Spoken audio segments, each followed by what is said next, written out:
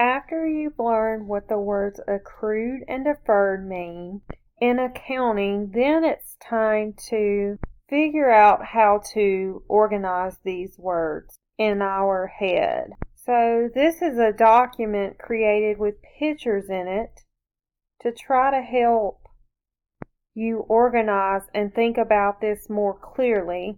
So here's what we're going to do. First, when talking about adjusting entries, ask yourself, are we making money or spending money? And you can see we have a happy picture here of making money. And then spending money, we have a picture that says pay here. Now, if we're making money, we know that it's going to be revenue.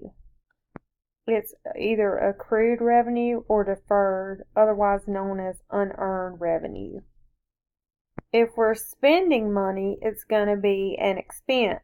It's either going to be an accrued expense or a prepaid expense. So we're going to keep in our mind, first of all, whether we are making money or spending money.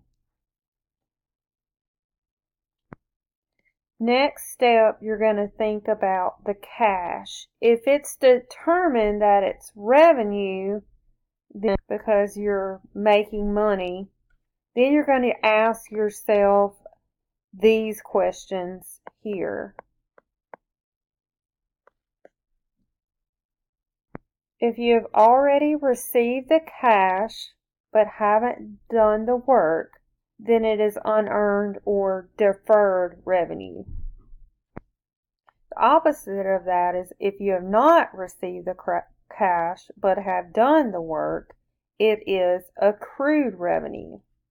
So either way, it's revenue, but it's whether or not the work has been done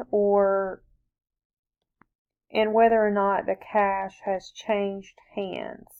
So take a look at these pictures and let them help you. Here he's gotten the money, and this is a construction worker, but it's marked out because we have not done the work. And then here he has not gotten the money, but he has done the work. Now let's look at the scenario of it being an expense. If you determine it's an expense, and when we have an expense, then that means that we're going to pay out the money, or we have paid out the money. If you have already paid the cash but haven't used up the benefit, it is prepaid expense. So this apple represents insurance coverage there that will still be there or will cover the next few months. Or it could be supplies that have not been used up.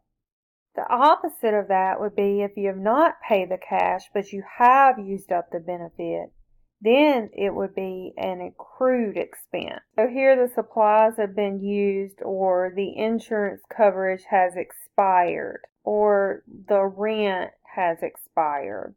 Then it is an accrued expense.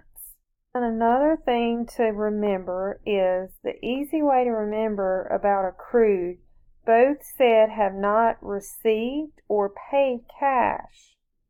So when it's accrued, it's either we haven't received cash or we haven't paid cash. So it will always have a receivable or a payable, meaning we will receive cash in the future or we will pay out cash in the future. So anytime we have an accrual, we will either have a receivable or a payable.